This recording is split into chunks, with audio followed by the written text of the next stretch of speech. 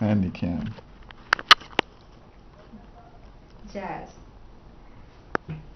What we're saying is when I play a role, it's so funny that you have a certain quality of your body. Physically, you like when you have to play old women, Mm-hmm. you have a side of old women in you anyway. You know, and even though I'm not the older woman, but I have just a little sense of older women in my side. So Mm-hmm. you kind of try to expand this experience in your body that you exaggerate. Mm-hmm. And it's like you when you play an animal, you have this animal side in you, so you try to find it in you. So it's true, like you're not playing a role. Mm-hmm. It's a truth that you're playing. It's just that it's exaggerated. That when you play a kid, you have a kid side of you, even though Mm-hmm. you're 60 or 70, you're like a kid Mm-hmm. sometimes, Mm-hmm. and then you have to notice this side of you, and it's quite fascinating to play those roles and noticing your identity also, like you get to know yourself Mm-hmm. better. So, how far have you gotten away from being yourself? When you Um, first did a performance in Japan. but I think it was interesting the first thing I did because I didn't have any pride at this time. So I think I would like to see it again, what I did in Japan when I was 18 years old. Yeah. And that I would understand it more, what I was doing. Hey, do you go back home often, or? No. Last time I went back to work to present my solo, Mm-hmm. and that had been 5 years that I didn't go back to Japan. And after 5 years, you come home, and it's so strange. Like I go inside of my room, and it's how it was in like when I was 20 years old. And you see all the letters, all the collection of like dream catchers, and like I used to build all this like little objects, Uh-huh. and it's still there. Uh-huh.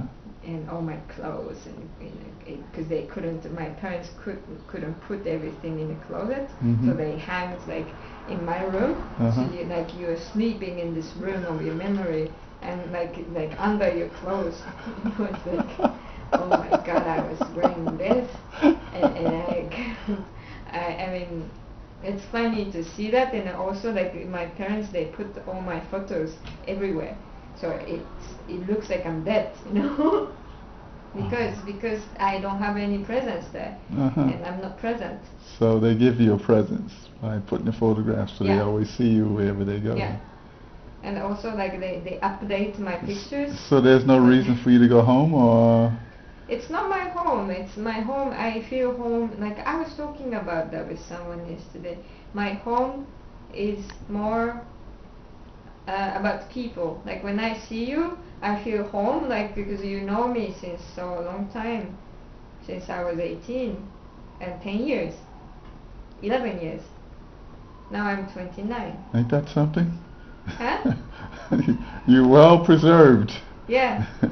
You took very good care of yourself as a dancer. I don't know.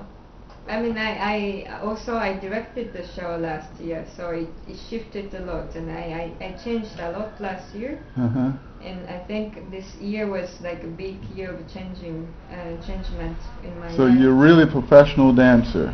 Yes, You but earn your I'm living dou- as a dancer. But I'm doubting. I get jobs so easily now. They offers me so many projects, Uh-huh. but I started to refuse it now. That I want to choose what I want to do, Uh-huh. and also I want to be a director now. So I directed the show. I had a producer, and we were touring for like 4 months last year, and it was a Mhm. big production. And we started in Switzerland, and we went to France, and after this, like you go back to a job where you work for somebody else as a dancer, and I'm not so satisfied about this. And being on the stage, it's great, but I think this year I'm working with this Flemish director, different director, Yeah, for the new piece, and we are touring all this year until 2010. So when you were working with Charlie Chaplin's grandson, Mm. what was all that about? It was about I learned how to climb on a rope. Yeah, go ahead. It was he comes from a circus, Uh-huh. and he's a theater guy. So Mhm. I learned how to play in a theater. I learned how to act on a stage, and I learned how you do like some acrobatics, like tissue and circus materials, like a trapeze and all this stuff. I learned so quickly. And Natural. Natural. I mean, it doesn't take any effort so much. Like when you know how to do it, Uh-huh. it's a balance. Uh-huh. And I started to do all these aerial works, Uh-huh. and it's great to cover all this field of dancing in the air and then coming down and then dancing on the floor. Mm-hmm. But at some point I said to myself, like, I would like to make a show that I can imagine some stories, and then So you pulled dancers together and Yes. or people who act, or yeah I and had you create a one. story around it. Yes, I had a story actually, and then I made it happen with I cast it. Uh-huh. So, and now I'm working on this. But Alex, I had an accident this year. I fell from the ladder. The ladder fell. It's not me who fell. Fell and you went with it, huh? I Following was it on down, the ladder, huh? and then the ladder fell Uh-huh. in my house, so it Uh-huh. was like 2 meters of chute. Uh-huh. And I hit my coccyx, and it landed on my ankle, Uh-huh. so I couldn't walk for 1 week. It was like 3 months ago. Yeah? And I was so depressed. It was first time of my life You where couldn't move. you couldn't move. I was like, oh my god. Oh, woman. Yeah, it's like, what is my life? Change of character. Yeah. And then I started to wonder like a lot of things, and then I was working in this I never read book, in my life. I never read book. I never like finished book, also in English. And then I read some of books in Japanese, but I picked up this book because it was so cute, this paintings in front. And then I was about Alzheimer. No, but it was crazy because then I was reading, and it was so fascinating in this book that they talk about this island without any memories, and the island is called Isidora. So everyone's name is Isidora, and then they name everything Isidora. So they talk like with one word, and then they could fall in love with one person, and then the next day they could fall in love again with this person because they forget. Sound like a perfect nightmare. Yeah.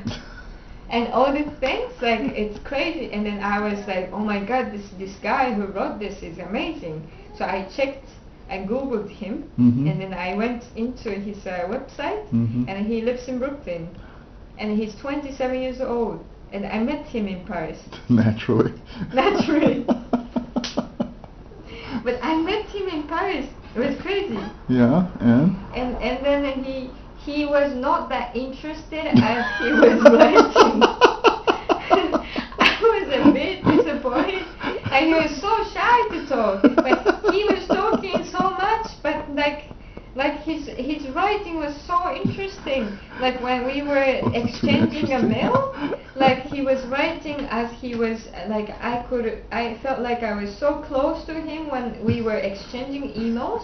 That like when you see this guy, Interesting. yeah, when he writes, so his words are writing. He's not like his words are not words in a conversation. So he was so shy, and he talks about many things, but I couldn't really see him. I couldn't really catch him. So it was interesting. So like since my accident, I shifted a bit. Also how I think about things and how I read about things, and I try to... So you become vulnerable. I became more serious about one thing, Yeah. where I was skipping a lot of things, like you said. 29 years old. Yeah. Things are changing fast. Huh? You're starting to feel your body. Like you have to listen a lot now. So you were on a ladder and you was doing something and forgot you were on the ladder, or just No, slipped? it was just to go to my bed. You have like a mezzanine, Uh-huh. so it's like we didn't fix the ladder with my boyfriend, Uh-huh. and then I was climbing to say goodbye. I was saying like good night, and then Gone. yeah. I fell off the ladder also. Really? Yeah. I've fallen off the ladder twice. Twice. One off the loft bed. I stepped off into nowhere. I was in the loft bed, high up. I forgot I was up and I stepped off. And I remember there's no floor there. The floor is way down there.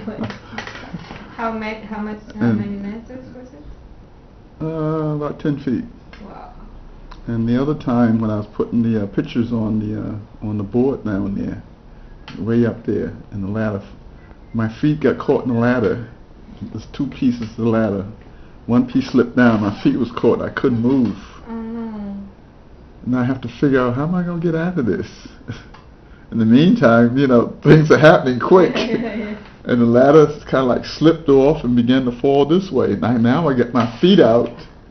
And the ladder kind of like, I'm like going down, trying to, hold on to the wall for brakes.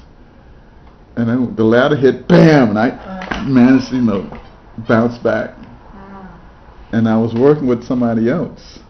And they was trying to hold the ladder. I was trying to figure out why the ladder going down so slowly. The ladder just fall. The stupid ladder.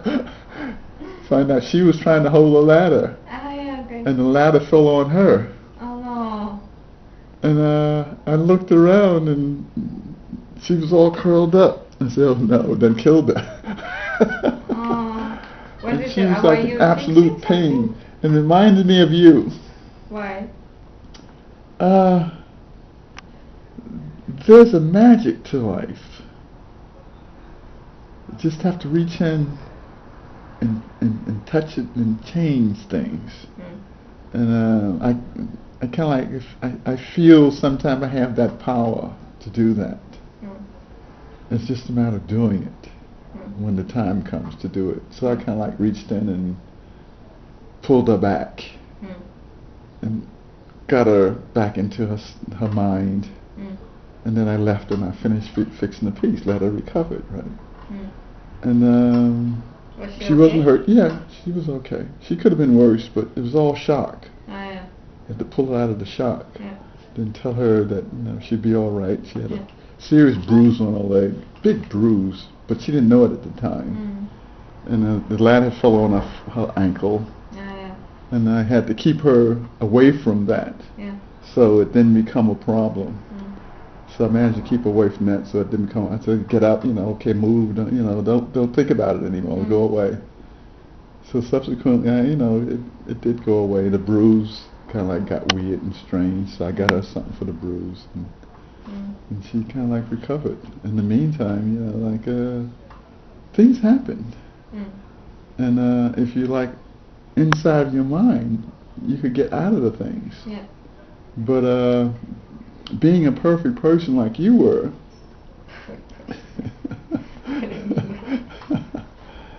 you never encountered that kind of situation. Yeah, I mean, like I never had an accident. Yeah. Like I was on this week, I was practicing with this Chaplin guy with the ladder for acrobatics.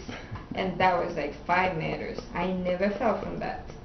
I'm doing all this stuff, and I never fell. Like. You got too relaxed before. I sleep, yes. Yeah, take it for granted. You can't take things for granted. Because I remember you getting into the water. You stepped into the water. Yeah. The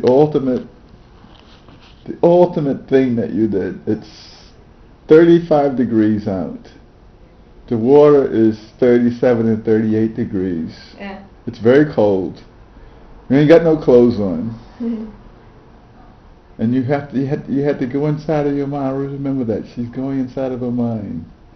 And then when you went inside of your mind, you stayed there for about 15 minutes.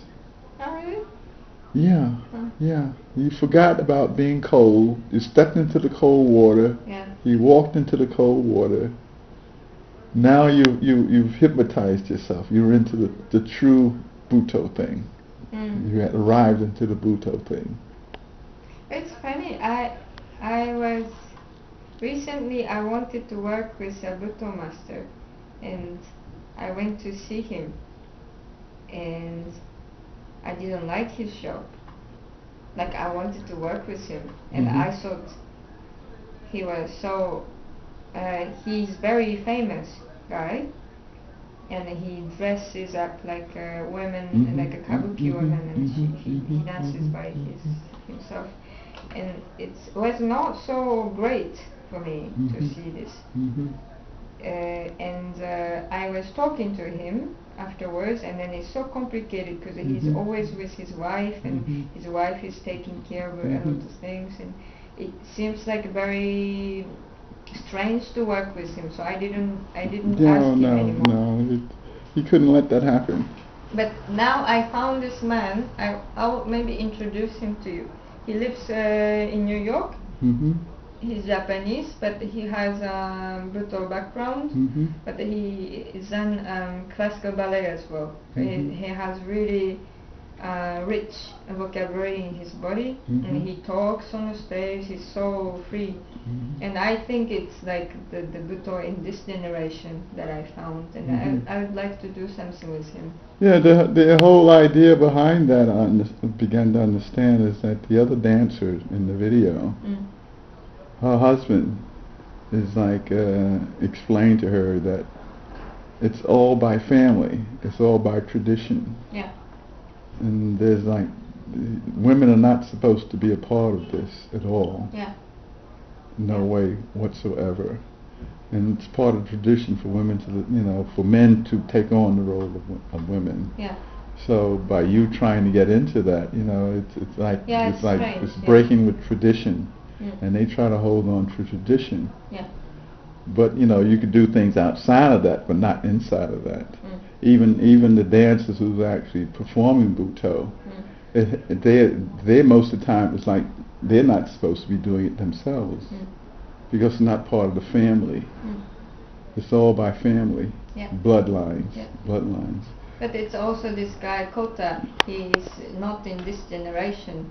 So he takes this idea and then mix it with his idea, which is quite nice because, for example, like he thinks that he has a method of thinking, like there are needles, like so much needle sticking out in your body, so you push your needle and you push it back.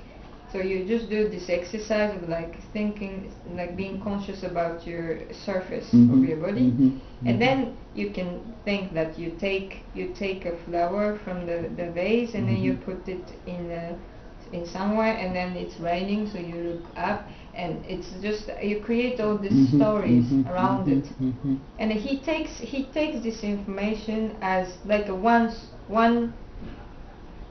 way of dancing, that it's not that only But that. there's another underlying layer to all of that. Yeah. And that underlying layer basically goes back to the tradition of what is being said. Yeah. And most of the time, the person who's actually doing it becomes a conduit for something outside of them. In other words, they're just, it's like somebody telling them what to do. That's the real way of doing it, and just how it's going to come out. So most of the cases, something has to be given to them so they could give it back to the person who's actually, who's the recipient of it. The master. But that's. But you have to adapt it in your way, in order to personalize it. So what I was trying to do with you and the other dancer was that. Yeah. So basically, it was to give you time. Yeah. And the time is yours to actually expand on. Yeah. And I figured, most dancers should be able to do something like that. So when you go out to do something, it's all improvised. Yeah. Nothing is, in other words, it's like you go and you exercise, warm up, loosen up, and that's all a part of it. Mm. That is part of performance. Mm. That's what I like in terms of dances. Rather than, okay, 1, 2, 3, 4, 1, 2, 1, 2, 2, 2, 2, 2, 2. Yeah. So it's like jazz musicians. Mm.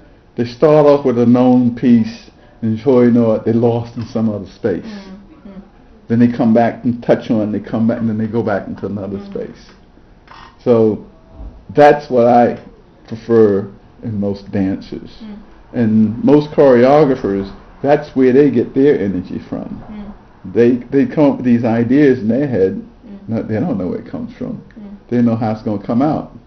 So they give it to the dancer, explain it to the dancer. Now they have to make all kind of compromises in terms of what they hear in their head and what the dancer is capable of doing. Most masters understand their dancers and their dancer's body. So they could always construct things. Looking at them and adapting. Right. And it's also, it could be that the dancers could inspire this director. Right. That's the other side of it. That's the flower in the pond. Yeah, but that's what's happening in Europe in most of the creation. Like, they asked me to work with them because they know who I am on the stage. It's not like I can dance this and I can do this, They're not looking for a part. They're looking for someone who brings something. So what's nice is you have so much more freedom to show your identity and also to work with someone who could bring you to some point of yourself. That, like, he's coming to get you, and it's not like you coming to get this part. So it's up to you now to be able to do that. Now, what dances are you attracted to in order to have them do what's in your mind? It's, you feel it anyway, in instinct, that if there's someone who could give, like, on a stage, you have to think, I have to think that it's the every time I perform, I think that it's the last one and the first one. That's the maybe 2,000 people who are watching me, but those people never comes back. If you think about that, it's like living a life in 1 hour and a half. So like you live a lot of life, which is nice. Like, I finished my life, I'm beginning my life. So which is nice. And I feel this way. And when you feel this way, the performers who does this, like who doesn't care about wasting energy. So when you do one performance and you do another performance and do another performance, how much of it change? I try to provoke myself to change little things. Like when you have to act that you're looking at this person, I look in a different way. Or like when I do a certain movement, because I was dancing with the fingers, and then this girl is like obsessed about fingers. But you can do in so many ways. Like you can do that finger is like eating you, or like you can do that you're controlling the fingers, or like you can fight. You can fight, or you can kind of you can caress with it, or you have so many different things. So each time, like, you try to provoke it, that you change just certain things, and then after you go with it. So you don't have to think about it in advance. Like you just kind of provoke just one little idea each time, and then it's very different. So dancing has become more of an acting thing. Yeah, and it's about, like, because I was coaching some actress for the film, and it's interesting because when I coach dancers, I have to say your knee is out, your left arm is lower than the other one, and they don't listen to that, the actress. They're like, what is my role again? So I have to say, you are drunk, you're drunk, so you're stepping away like this, and you have to step in this way. So they do it right. And even though they make a mistake, it stays a drunk person. So I wouldn't say so many things. Where the dancers, they do step to the right, step, no, I made a mistake. And they go out from the character. And it's so hard. Character. Yeah, don't go out from your character, you have your personality, you have your quality, don't go out from it. And they do that a lot. Because they just think about it as like aesthetic things, that it's not coming from your heart. And then the actress, it comes from your heart. And somehow, like, if you play like I was doing this like marionette things, that there's a little things, and then like you just play this, and then when you know that it's there, you just do so many things. And then after you cut them, and then you just, and you can do so many things. And if you know the situation and the quality, even when you make a mistake like that, you improvise it. You come back. Yeah, and then we understand it. Okay. And it's more touching than the dancers who dance like from here to there, and after what do I do? And then the one time that you just kind of you just let it go, and then this has to go down if you let it go. So they can't really think about the situation. So that's what you're bringing to the stage. Yeah, I hope so. You hope so. I hope so. I hope that people are taking me because of that. Because now I'm working a lot with the people who can catch it, who can professional, much more professional people. And it's not that they just want me to be free on the stage. They have some ideas, so that's which is nice. And there was this director of the grandson of Charlie Chaplin. He wanted a kid. I mean, I act like a kid, so it's already something. But he wanted to exaggerate my movement, so we trained a lot. And I was not moving in this way like before, but we tried to find the quality of this character, and then we found it, and then it made some sense, because it was a kid who liked to dance in the house, and she became crazy because she was waiting for the parents, and then they never came back. So she's having fun just by herself, And I had to play this, not to dance a solo as a dancer. So I had to play a role of a kid who liked to dance. So sometimes it's like she falls, and then she get up, and then she tried to dance, and it's different things. If you dance as a dancer, if you fall, it's really bad. Like ice skating, like you have to know how to fall and get up without really falling and getting up. Is that what you're saying? That's how you get up, which is important. You can fall, but that's how you make it. How you fall. It has to be smooth. Yeah, it has to be smooth. Or it has to have a reason. You have to convince. It's like falling off the ladder. Yeah, you have to convince it. That okay, so what do we do, Where's your feet? Okay, feet's going down. Okay, where's my hand? Hand's over there. Okay, where's my head? I got 2 more seconds to go. But if you acted that you fell as your character, it's okay.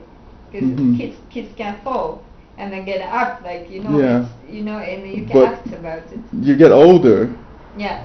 And your body changes. How much of that have bothered you? Or have you noticed yet? I haven't noticed yet. My body is really, really good now. You stay flexible. Yes, I became more flexible, and I became more stronger. I was very skinny. Was? Wow. Yeah. Okay. But I have more muscle now. Yeah, I noticed. To climb and train. That's from trapeze stuff. Weight stuff. Yeah, and also you support your weight, so it's very healthy to hang on something also. And it's not like doing violent acrobatics. So you can climb trees with no problem at all, huh?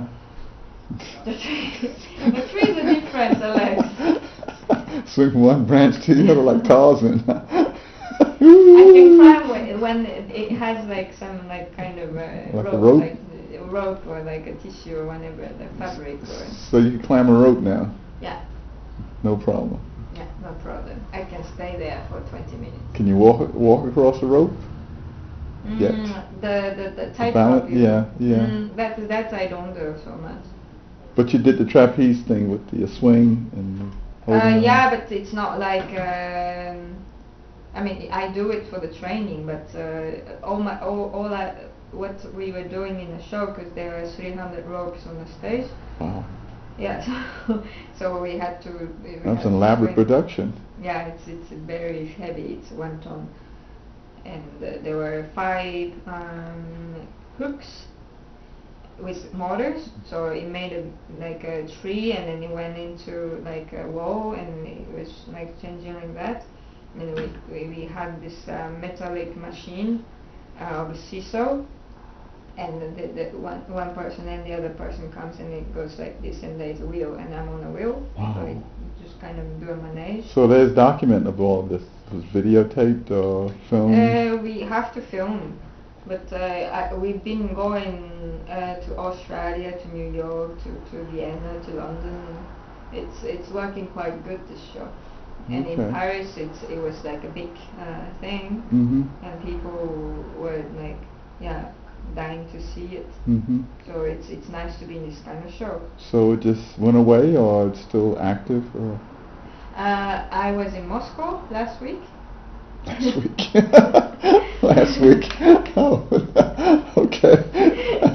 For 3 weeks, and we're performing in front of Bolshoi Theatre. So wow. that was great in the Czech. Full production. Full stage production. Yes, for 3 weeks.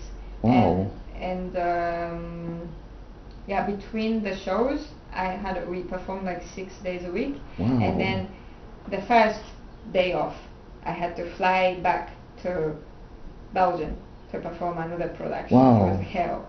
It was like I woke up at 3 o'clock in the morning. I took a cab. Yeah, and I had the same hotel room. It was crazy. It was 217, and I arrived to Belgium, to Ghent, to perform, and then the hotel room was 217, and I was like, oh. And then the opera house looked the same. Where am I? Where am I? Yeah, doing a different production. So you came pretty close to going across time. Yeah. Conflicts, psychologically. Yeah, but so that's the first time? First time of what? When you got into time conflicts. No, but I do this often now. But like but I don't. When you don't get enough rest, and you still have to be. Yeah. 100%. Yeah, but that was really the toughest one. That I have done, to have like 6 shows, and then leaving in 3 o'clock in the morning, and then the next day I had to leave from Belgium. Yeah, at 6 o'clock in the morning. Wow. Which is in Moscow, it was like 4 o'clock because there is time difference. And then I had to go back to Moscow to perform. And then the show was at 7. I arrived at the airport at 3, and then they were not there, the festival people, and I was like dying to. Wrong and time. then and then I was calling them, and then they were late. So they came at 4 o'clock, and then I arrived at the theater at 5:30 to perform at 7. Wow. And then the director was so mean. He wanted me to rehearse. Wow. And after 5 minutes, like I just changed, and he's like, "Are you ready?" And can you give me 5 minutes to warm up, please? I've been traveling like 13 hours today. And then I did the show. And after I was like this, and then after I had to finish this week because it was 6 times a week, so it was like 14 shows like this. Wow. So a real professional now. Yeah. Congratulations. Well, it was last week, and I went back to Paris for 2 days, and then I left. So. Welcome to vacation time. Disneyland. It's true. And then after I'm going to Prague this summer to teach, and then I give choreography, and I'm making a piece about this memory thing. So I want to make a piece about this island without memories.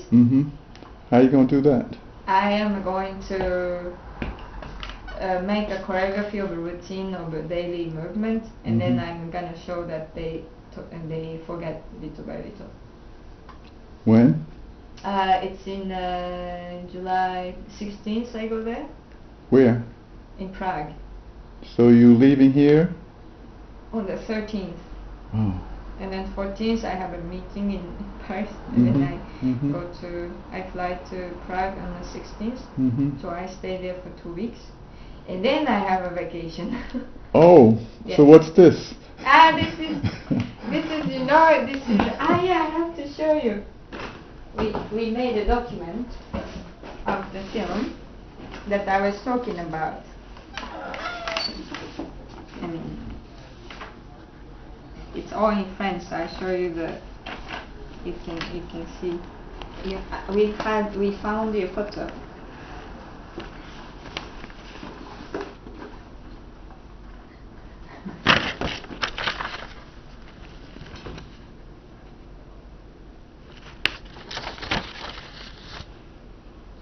I became very flexible.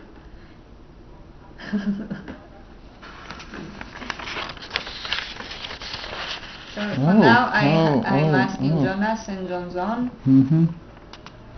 I don't know if you know the others, but yeah.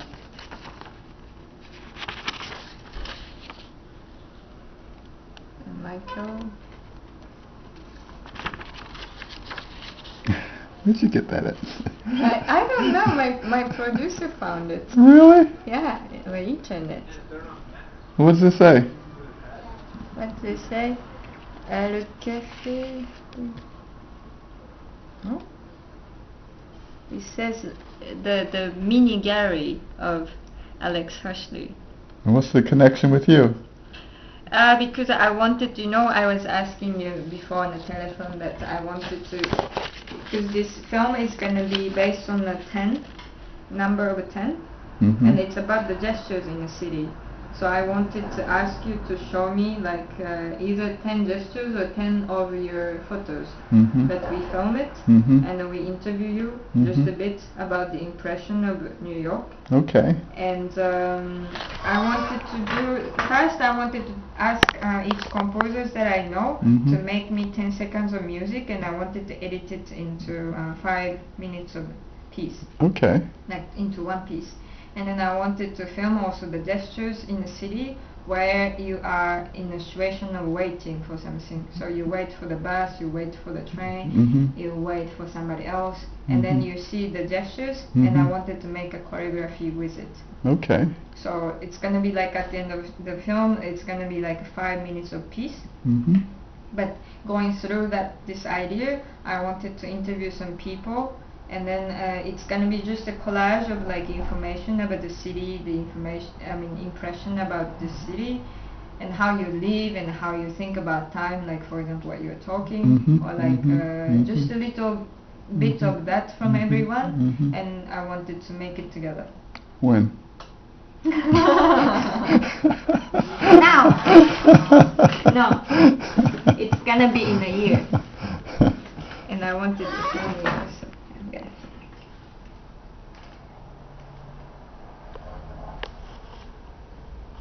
But talk about something. I talk about me being myself without knowing who I am. Yeah. It's much more easier not for me to be me, and for me to try to relate to that stranger that I see as me. Occasionally I look into the mirror and I see somebody else. I think about me being 72 years old while I'm riding my bicycle around Central Park at 35 miles an hour, and trying to understand that how come I don't feel anything? You don't feel anything? I don't feel anything. Why? It used to be kind of scary. My threshold of pain in terms of controlling what I do is no longer there. I don't build up lactic acid in my legs so they get tired and weird. I don't feel that anymore. I've gotten into super shape. Oh, And then I've been able to think riding the bicycle. Yeah. This morning I went out to ride the bicycle, and the back of my leg was hurting because I was doing work in the gallery here. Yeah. So I was leaning over the ladder Yeah. over there, and I seen myself falling. I said, I'm not going to fall. Again, Kidding. third time. This is going to be serious. You can't fall. You're going to fall on that table there, break the glass, hit all the other stuff. But So, I wasn't sure. They got a new summer dancers for NYU, young dancers, 18. It reminds me of you when you showed up, 18 years old, right? They go to NYU dance. I see them. They come through here now. They're doing summer programs. See all these young teenagers, you know. I look at them and say, you sure you want to do this? It's not a bright future at all. But you can. You think about something else you would like to do besides dancing? You're going to spend $100,000 to study dancing? You know, like, then there's some people who simply, you know, you look at them and say, you don't look like a dancer. You sure you want to be a dancer? But there are a lot of them in America, and I noticed that here you can, like, you're allowed to be anyone. Like, you can be stupid, you can be awful, you can be ugly, you can be fat, you can be anything, and they're saying that you're still dancer, or like you're still photographer, you're still artist, and everything is allowed. That's why everyone feels comfortable living here. But in a way, it's so superficial.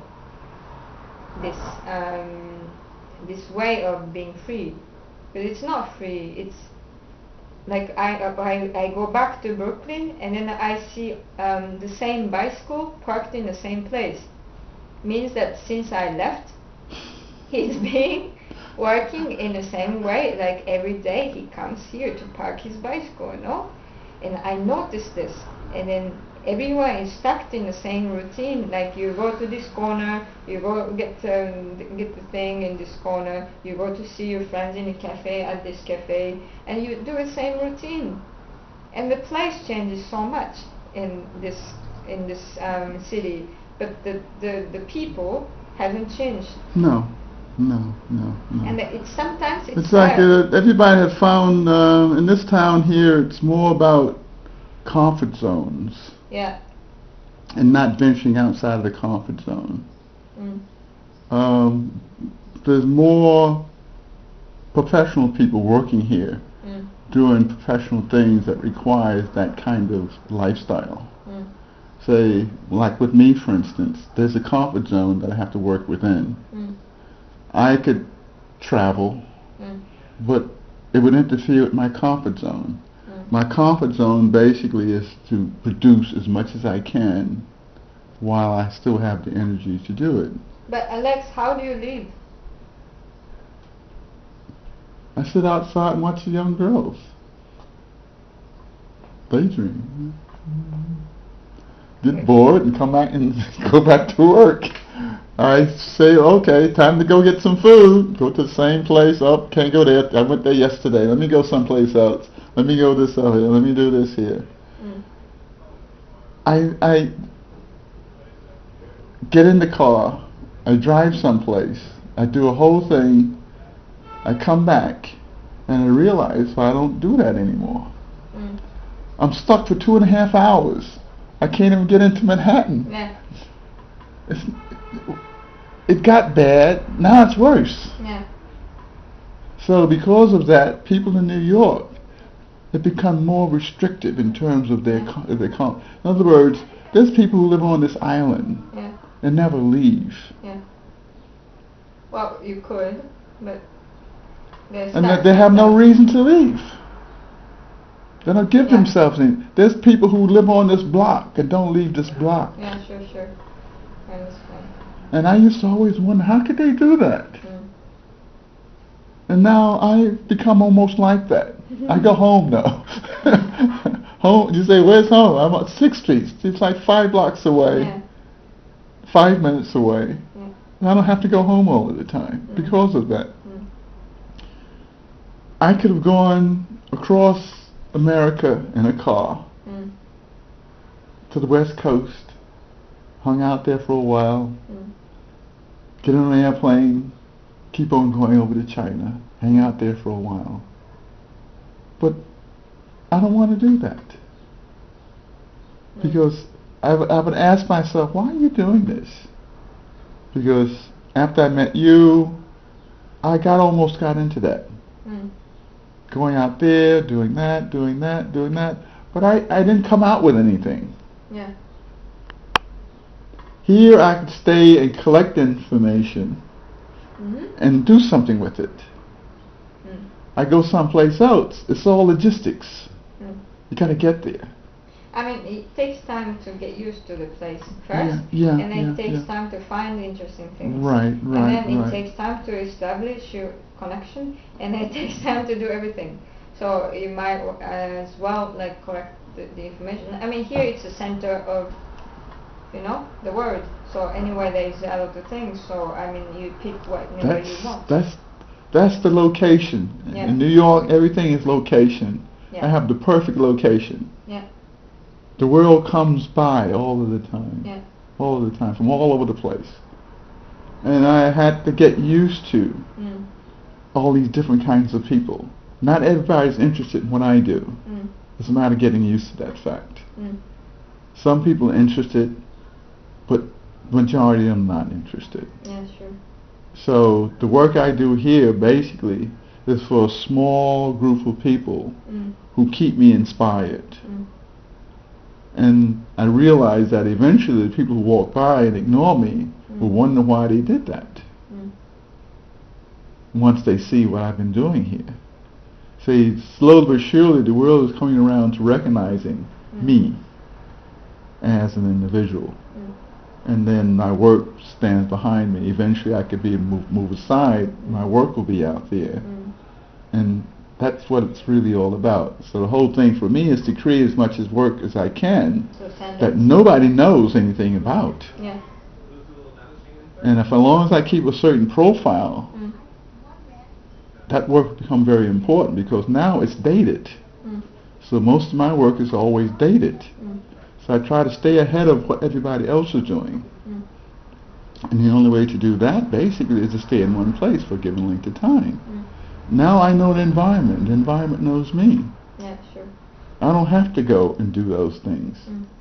Like to be pushed there, you could do that. Because you don't take anything with you but your head. But me, you got all this equipment. I need a computer, I need this, I need that. It's a drag. And I finally was able to get beyond that.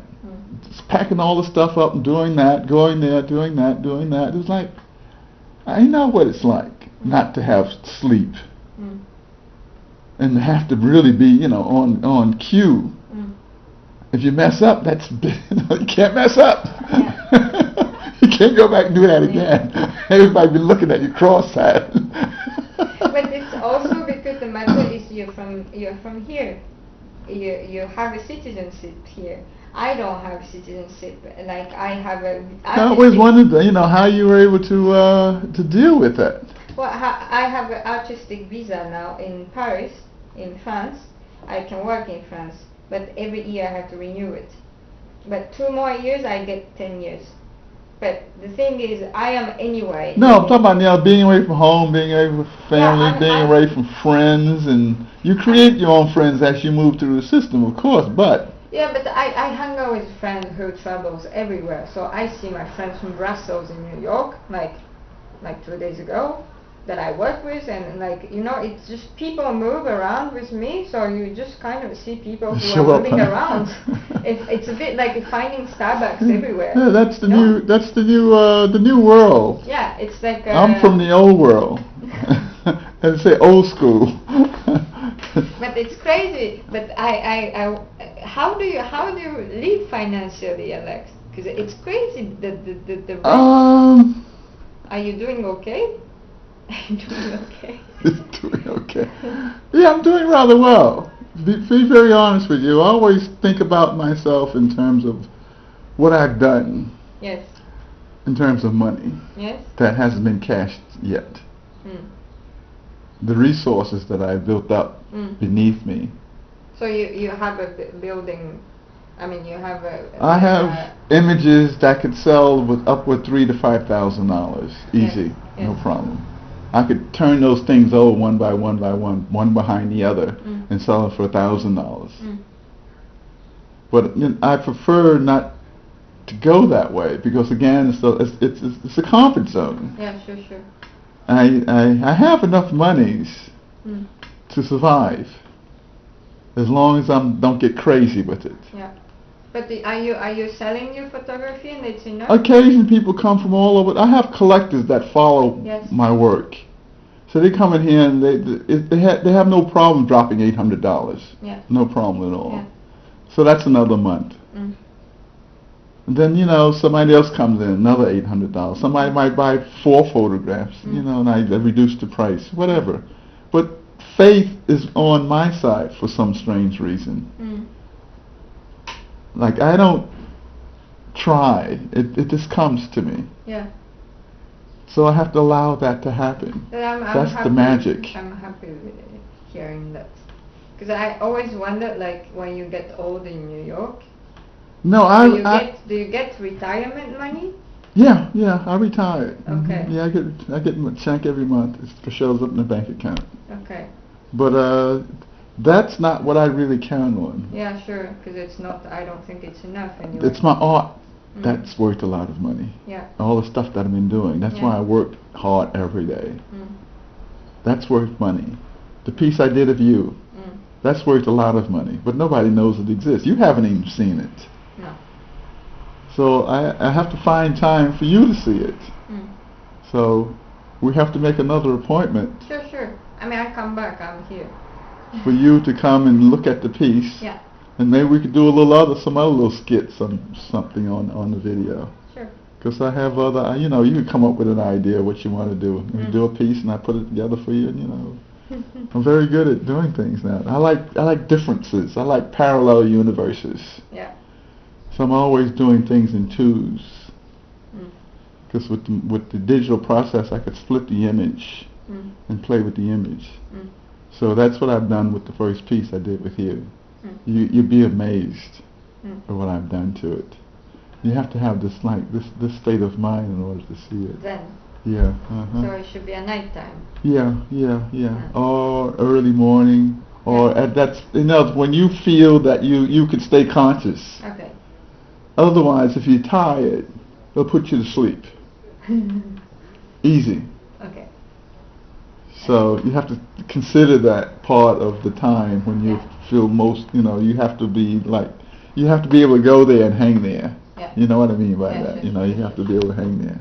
Like And that's what the piece is really all about. Okay. But you look good. I have to. I have no choice. Yeah, but that's a part of living. You have to feel good in order to look good. And ever since I've been a kid, I've always felt good and looked good. Me too. When I dress good, I feel good. True. It's so knowing that I could ride my bicycle as fast as I want to gives me that peace of mind that I feel good. Because things could go wrong very easily. Yeah, you could be depressed. Like the thing behind my leg, I finally got rid of that. I was afraid I wouldn't be able to ride the bicycle fast. Really? But I've been riding so fast for so long that it didn't bother me. There's a whole different set of muscles that has to be used for riding a bicycle. So those muscles are very strong. It's only when I misuse other muscles that I don't really use that often. That's what I have to be very careful of. You probably get around to knowing that also. I ride a lot of bikes in Paris. Because in Paris it's really funny that the metro, they don't have air conditioning and stuff. And it's awful. Metro in Paris in summer, like sauna, and you feel like you're almost in Africa or something. Really? Yeah, like Have you been to Africa? No. Not yet. Developing countries, you know, like you feel like, oh my God, that's not right. It's always late, and they always have an electronic like problem, and then they always stop like for 30 minutes, and you are in the sauna like whole time. Really? Yes, there's a Don't problem. hear about that. Well, we pay so much taxes, but like where did it go, you know? And I rather be in control of knowing like how many minutes it's gonna take to get there, you know, instead of waiting for the Really? metro. It's that bad, huh? I take a bicycle all the time because. Okay. What about the safety? Cars, they have bicycle lanes and. Safety about bikes. And cars and. Yeah, it's. Run you over and get out of the way and. Yeah, it's same as in New York. Uh-huh. It's quite dangerous sometimes, but I mean we have a lot of bike rails, so it's okay. Okay. What about eating? What do you eat? I cook a lot at home when I'm home. Yes, that I changed a lot. Because when I was with this guy, the director, we ate so much in the restaurant, and you don't notice how much money you spend and what you're eating really. Yeah, that's bad. And it's really nice to eat at home. And my boyfriend likes to cook, so it's nice to be home also when you're home. So I cook a lot. When I first seen you, I knew that of you. You had this air about you. But I changed a lot since, no?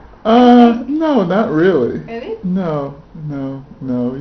I guess beneath the surface you've changed a lot, but you know, you show up here and you know, you have to fall back into your character.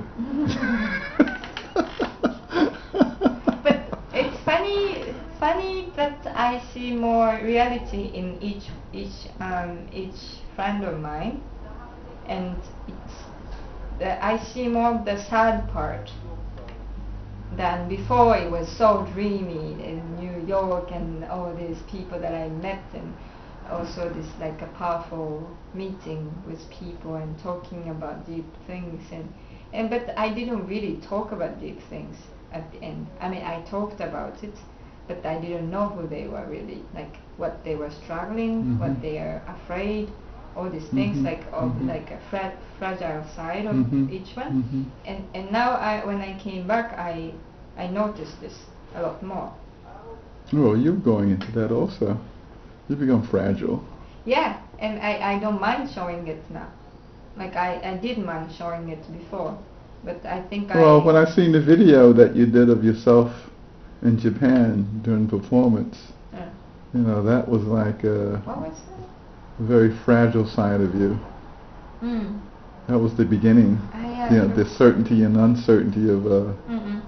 So when I looked at it with you, you know, I understood, you know, how sensitive you are about who you are inside. And so, you know, knowing that, I realized, you know, you were very, very insecure because of that, and how you were going to be able to get around all of that. Yeah, and I was trying to hide it for a long time. Well, you know, you know, being who you are and the way you look, you're a very vulnerable person. But in reality, you're not that vulnerable. You know, you're a lethal weapon. It's just a matter, you know, at what point will that lethal weapon come out and you defend yourself? Because that's who you are. That's your genes.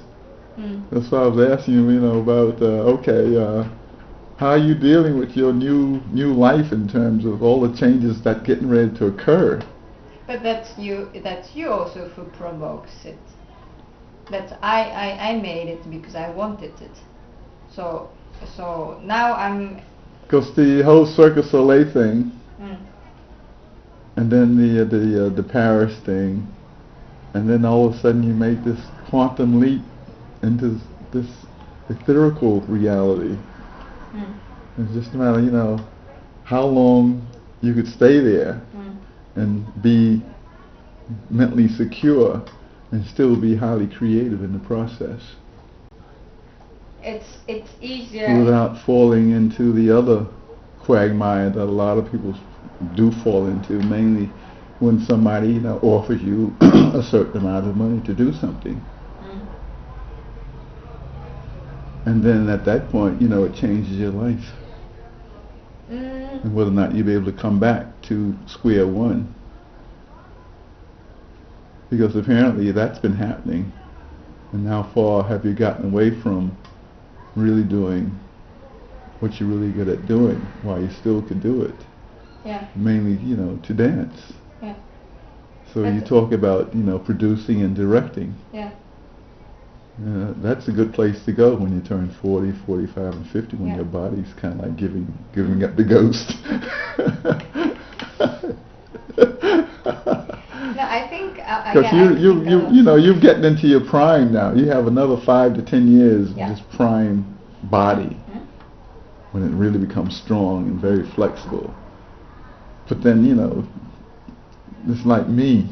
Time begins to, instead of minutes, it gets down to seconds. Now you got days. Sometimes you have weeks without no change will happen. You get over 35, then all of a sudden, the time begins to click down. So instead of a week, if you have to do something for 6 days, you have to take another month off just to recover. Right now, you have no problem, the boom, boom, boom, you're back. And all that's going to happen, within the next 2 to 3 years. But the thing is, how prepared are you going to be in terms of staying in the proper condition? That's how I started to make a film. But my film traveled a lot. The small films, I'll show you the next time I come. It went to where all the film festivals, and it was shown in a Pompidou Center. Wow. And it was featured like in many festivals, and it went down to Mexico or something. Wow. So I've been doing this, and then as I work for this kind of with this production, they're very young. Hello. Hello. Do you know any place locally that processes 120 black and white? No, not offhand. Not anymore. Not around here. Yeah. Not anymore, exactly. Yeah, it's all changed. Thank you very much. Okay. Have a good day. Bye. All right.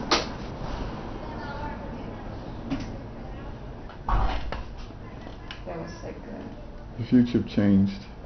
typical salesman Yeah. with fake teeth. Yeah.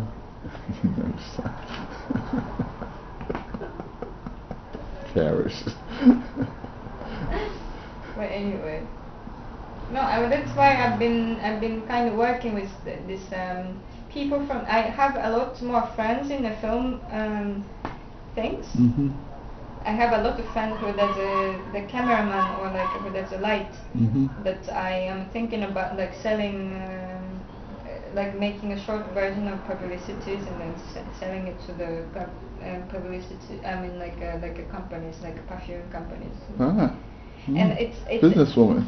Do it, lady. But it's interesting because in Brussels, for example, I met this young artist who does a lot of publicities in a video, and he made for the telephone company. He made in a church, all the witches are flying, and then there's this a telephone hanged from the top of the church. It looks so surrealistic that you could.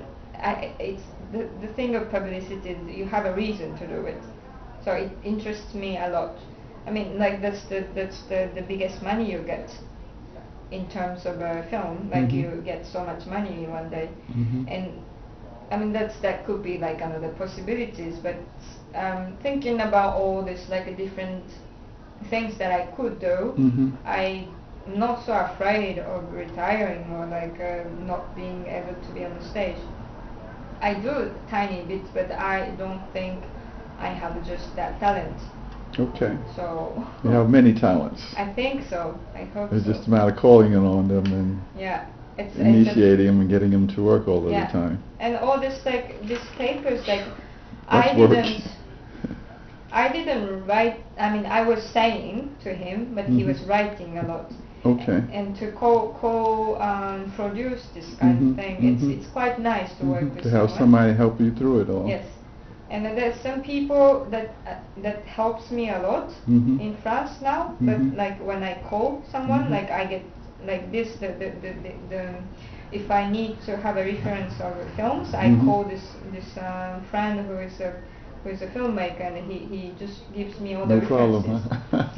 Huh? So I don't have any. Good resource. Yes, and I don't have any like I mean I don't use so much time to research by myself. Like I just ask people and it comes. And then this man that I'm working with, he's a light designer, but he does cameraman for the film. And he gave me so many ideas for the shows, and like the paper which disappear when you light it, Mhm. or like the light, we're working on the light which makes a reflection, and I can control the light with my hands. So all Mhm. this stuff like he brought me, and I like working with him Mhm. just like that. Perfect. And then he did this he designed the light for John Malkovich for his theater work, Mhm. and he's working with David Lynch. Wow. But he's just like he works with me for like free, you know. He likes me, so it's Hey. kind of not in that way. I mean that way. You never Hey. work in that way. It never work in that way. It's No. always in the back of the head though, right? Yeah, it never works this way. So, like you shouldn't use this when you work. And like that's Shouldn't true. use it, huh? True. Like now You I've think been- you work with me that way? But now I'm being so concrete that every time I talk to the director, like I talk really like first you have to make a level change, because now like you're talking like that the director is here and you're here, like you're Mhm. begging to sell your work. Uh-huh. But I try to criticize this work. Uh-huh. Like in the beginning of the conversation you asked like, so your festival, it must be hard to organize this because there are not so many theater companies which are quite good. So how do you do it? And then I try to criticize and then make it to the same level that then we can have a conversation of like, okay, so now I think about in general the art is like that and that and that at this point of my life. So I try this. So can you look at it? If you want it, you can buy it, or if you don't want it, I don't sell it. So I'm at this point where like there are certain people who supports me even though I don't go to them. Like